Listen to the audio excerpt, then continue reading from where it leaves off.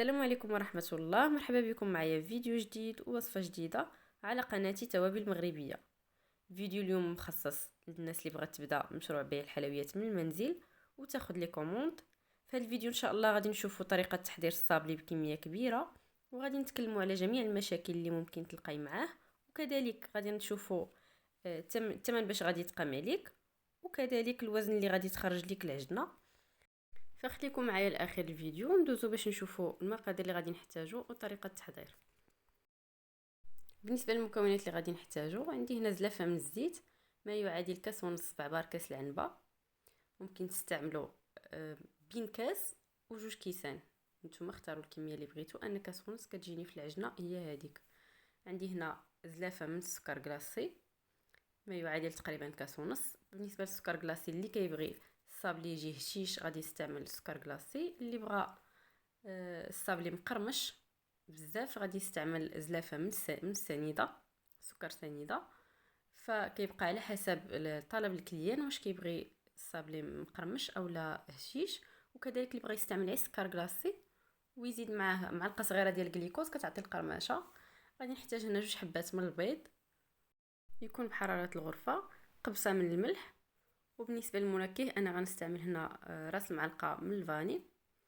بالنسبه للمنكه استعملوا على حسب الثمن باش غتاخذوا الكوموند. ممكن تضيفوا اللوز بودره او لا الحليب غبره او المنكهات العاديه الميغارون، على حسب الثمن باش غتبيعوا وعلى حسب طلب الكليان. وبالنسبه للزبده غادي نستعمل هنا 250 غرام من اللذة.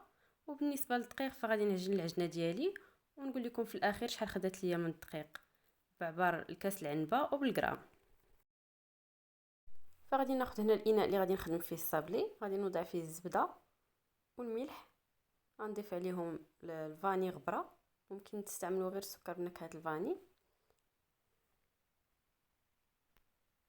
وغادي نضيف السكر. غادي نخدم هاد المكونات مزيان حتى ينسجموا.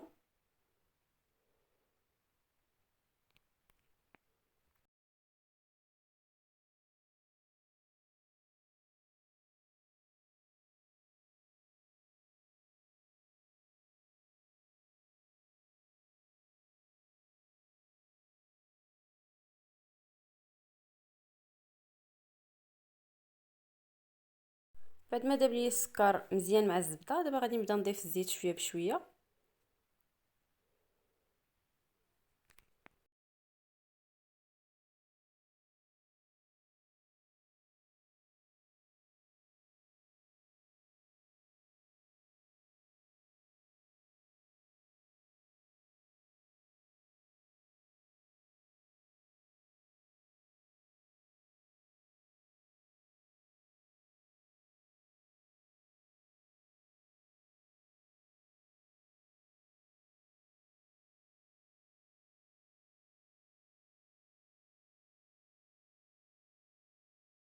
ففي هذه المراحل ضروري من انكم تخدموا الصابلي ديالكم مزيان حتى ينسجموا العناصر، يعني حتى تحصلوا على كريمه يكون القوام ديال العجين بحال الكريمه، كلشي متجانس.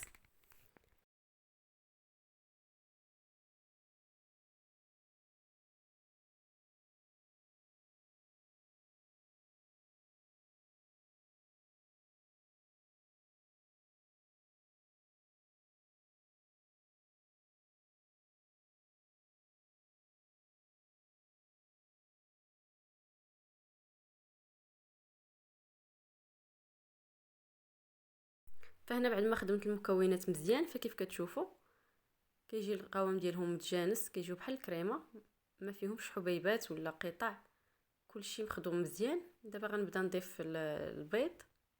بالنسبه للبيض راه ممكن تضيفوا حتى 3 البيضات ماشي مشكل، غير انا العجينه اللي مولفه نخدم بها كنخدم بها غير بجوج البيضات. غنضيف في هذه المرحله البيض.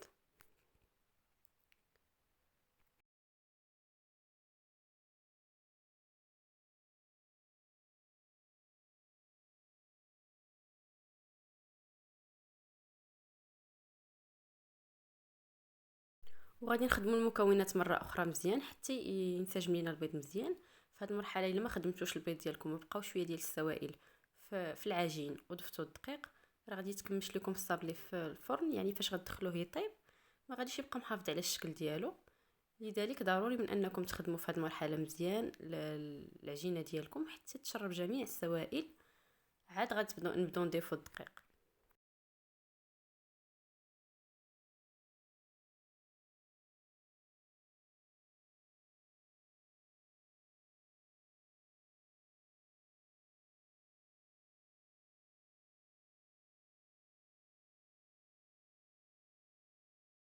وهنا بعد ما خدمت البيض مزيان مع باقي المكونات، فكيف كتشوفوا العجين ما بقاش فيها السوائل نهائيا، يعني تخدمات مزيان. دابا غنبدا نضيف الدقيق شويه بشويه. انا الدقيق غربلته من قبل، غنبقى نضيف كاس بكاس، وانا كنعبر لكم شحال من كاس غتاخذ ليا. وبالنسبه للعجن في هذه المرحله ما خصكم تعجنوا نهائيا، ضيفوا الدقيق غير بالاصابع، حاولوا تدخلوه غير بالاصابع في العجين بدون دلك باش ما يخسرش لكم الصابلي ملي يدخل الفران. فانا غنبقى نضيف الدقيق شويه بشويه حتى نجمع العجين كامله، يعني حتى نحس بالعجين انها مابقاش كتلصق في اليدين. وغادي نتوقف على اضافه الدقيق ونرجع لكم باش نشوفوا الكميه اللي خدات ليا.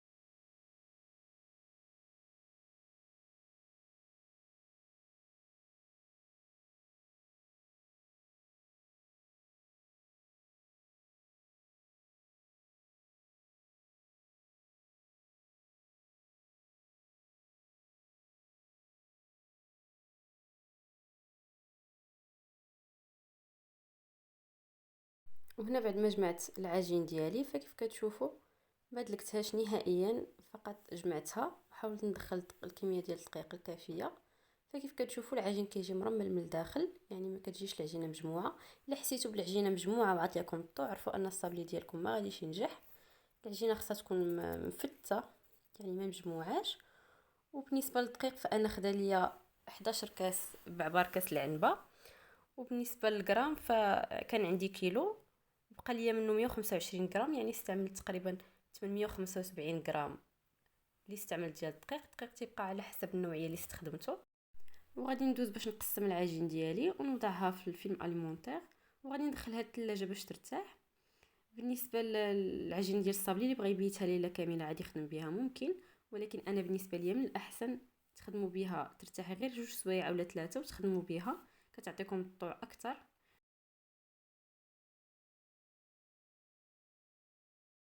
فهنا انا خليت العجينه ديالي ارتاحت تقريبا 3 سوايع. دابا غناخذها باش نبدا نخدم بها. فبالنسبه للخدمه انا غنخدم بهاد الاكياس البلاستيكيه ديال المجمد، غنقطعهم من جناب ونخدم بهم.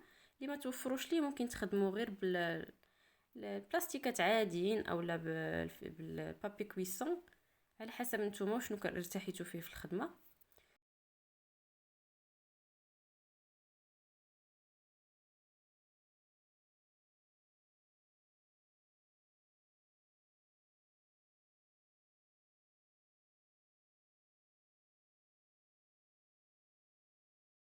فهنا انا غنخدم بهاد السيلبات، فهي متوفره في الاسواق، كتعطينا واحد الشكل زوين للصابلي.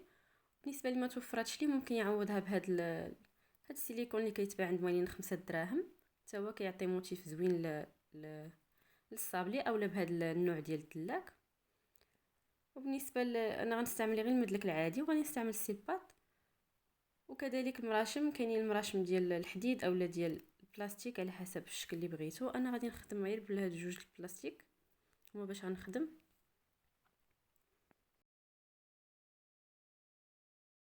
فهنا خرجت العجينه ديالي من الثلاجه.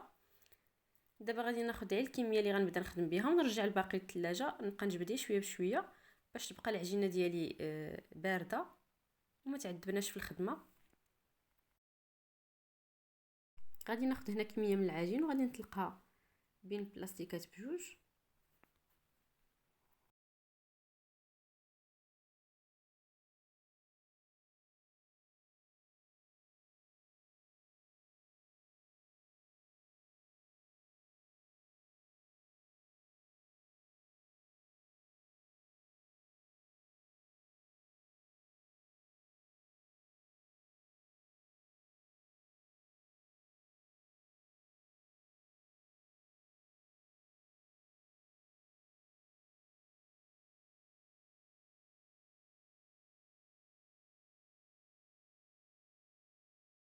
غادي نبقاو نطلقوا العجين بين البلاستيكات، وفي نفس الوقت نحاولوا نجمعوا الجوانب باش ما يبقاوش مشقين لينا. مره نجمعوهم بدون دلك وبدون ضغط، يعني غير بشويه باش ما نخسروش العجينه ديالنا.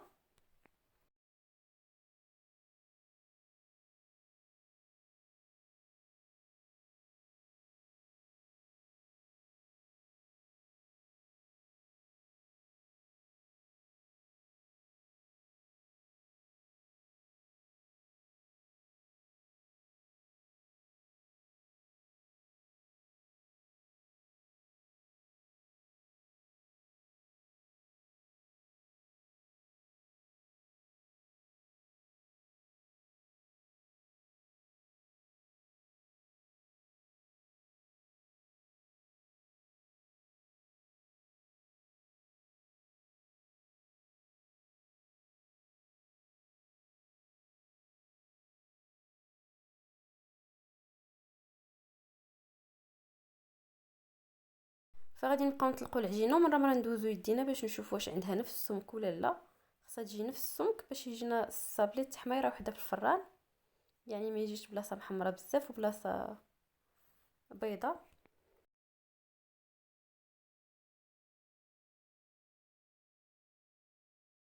فهنا بعد ما طلقت العجينه ديالي في السمك اللي بغيت، دابا غادي نرش الوجه بشويه ديال الدقيق، غير شويه فقط، وغادي نقلب هذا الوجه هو اللي نديرو لتحت اللي مرشوش بالدقيق باش يجي يسهل علينا الهزان ديال الصابلي. يعني ملي نبداو نهزو في القطع ديال الصابلي يجيونا ساهلين، ما يلصقوش لينا في البلاستيكه. بالنسبه للسمك ديال العجينه، الا كنتو غتفينيو بلي موتيف ديال الشوكولات، يعني لي موتيف اللي تيكونوا في هذوك لي مول ديال البلاستيك، خليو العجينه ديالكم رقيقه بزاف باش بحرا غتلصقوا جوج بجوج، وغتزيدوا الموتيف ديال الشوكولات، غتجيكم الحبه ديال الصابلي هي هذيك.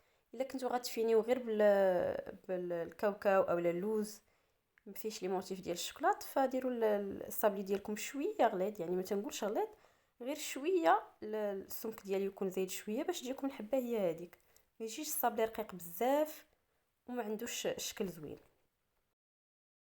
والتقطاع ديال الصابلي بقاو تقطعوا الحبه، يعني ضغطوا على المرشم بشكل عمودي، يعني ما تضغطوش وتحركوا يديكم. الا ضغطوا وحركتوا يديكم فاش غتخرجوا تدخلوا الصابلي للفران ما غاديش يبقى شاد نفس الفورمه ولا نفس الشكل.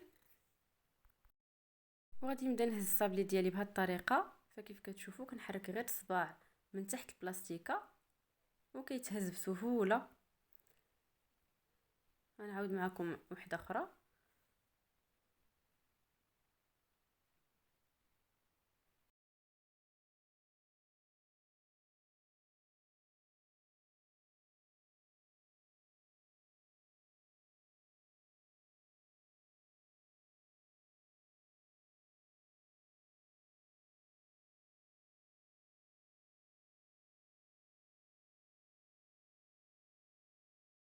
كنتمنى ان الطريقه تكون واضحه لكم.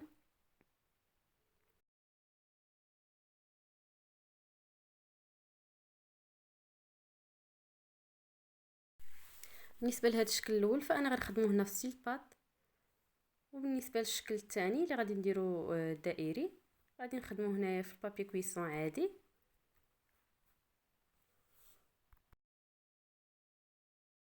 هنا ملي كنبغيو نطلقوا العجينه المره الثانيه فكناخذوا شويه من العجينه جديده وشويه من العجينه اللي كتبقى لينا متقطع، كنجمعوها غير بشويه بلا ما ندلكو وبلا ما بلا ما نكورو، غير كنجمعوها بشويه باليدين وكنزيدوها على عجينه جديده ونطلقوا.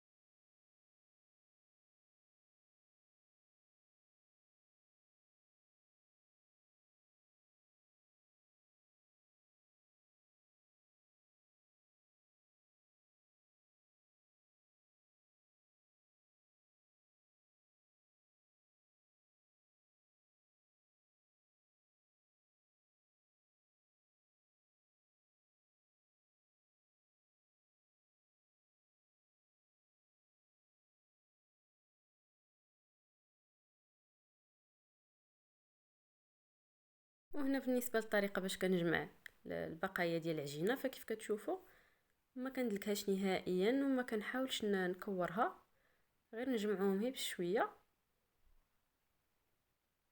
وغادي نديرها في سلوفان اولا في فيلم اليمونتير وندخلها للمجمد بين ما طلقت العجينه المره الثانيه، ونعاود نضيفها تاني مع عجينه اخرى، مع شويه ديال العجينه جديده. هكا كنستمر، يعني كل مره كنجبد وحده من الفريغو اولا من المجمد وكنزيدها على وحده جديده من العجينه اللي مازال ما طلقتهاش وكنخدم. فبهذه الطريقه ما كتخسرش لكم العجينه نهائيا، يعني كيجيكم الصابلي ديالكم كامل مقاد، ما كيخسرش الشكل ديالو في الفران. فانا غنكمل بهذه الطريقه حتى نسالي الاشكال اللي عندي كاملين وغادي ندخلهم للفران. بالنسبه للفرن كتسخنوه غير شويه، شعلوه غير من التحت، سخنوه غير شويه، يعني تحد دخلوا يديكم تحسوا بالفران دافي صافي. وغادي تدخلوا للطاوات ديالكم يكونوا الفران مشعول غير من التحت على عافيه مهيله، وتخليو الصابلي ديالكم يطيب. ملي تحسوا به بدا كيذهب شويه، يعني غير تغير ليه اللون ديالو، شعلوا الفوق ونقصوه وخليو الصابلي ديالكم ياخذ لون ذهبي وخرجوه. هذا هو الصابلي ديالنا بعد ما طاب، فكيف كتشوفوا كيبقى شاد الشكل ديالو، يعني ما كيتغيرش نهائيا في الفران، وكذلك اللون ديالو كيجي ذهبي. وهادو هما القطع اللي خسروا ليا، فشي وحدين كانوا في الجناب ديال الطاوه جاو عوجين، وكذلك شي وحدين كانوا الوسط ديال الطاوه تحرقوا. هذه اخر قطعه بقات من العجينه، فرا العجينه ديالكم كتخدموها كامله ما كتضيع منها حتى شي حاجه. فغادي ندوزو هنا باش نشوفوا الكميه اللي خرجت لينا هاد العجنه. غادي ناخذ الميزان ديالي وغادي نوضع فوقه الاناء اللي غادي نعبر فيه، عاد غادي نشعل الميزان ديالي هكا. غنحيدوا الوزن ديال الاناء اللي غادي نوضعوه فيه، ما غاديش يكون الوزن ديالو. فغادي نشعل الميزان ديالي دابا وغادي نتسنى حتى يعطيني الاصفار. كيف كتشوفوا راه الوزن دابا ديال الاناء ما محسوبش. غنبدا نستف دابا الصابلي ديالي، غنكمل انا التستاف ديال الصابلي ونرجع لكم باش نشوفوا الوزن اللي عطانا.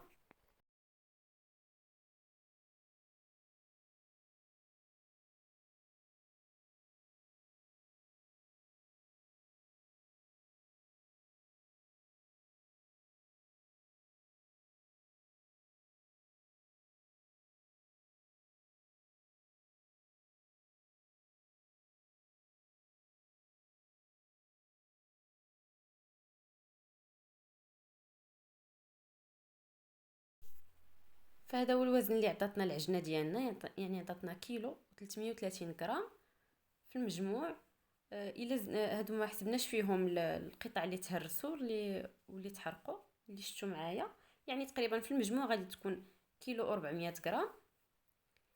فبالنسبه للثمن اللي طلع لينا به هاد الصابلي، عندي العجنه تقريبا طلعت لي ب 31 درهم وخرجت لي كيلو 400 غرام، يعني الكيلو طلع لي ب 22 درهم و50 سنتيم. هو باش طلع لي الكيلو.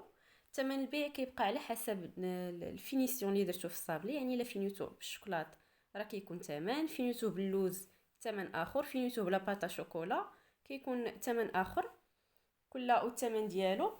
فبالنسبه للفينيسيون ديال الصابلي والتعليقات اللي كيتستعملوا في الصابلي غادي نحطهم لكم في فيديو اخر باش ما يكونش الفيديو طويل بزاف. وكذلك الباطا شوكولا او عجينه الشوكولات غادي نحط لكم فيديو بوحدها، هي بطريقه التلوين ديالها والاحتفاظ بها والفينيسيون ديال الصابلي بها. فكان هذا هو الفيديو ديال اليوم، كنتمنى انه ينال الاستحسان ديالكم، وكنتمنى انني نكون ما طولتش عليكم بزاف.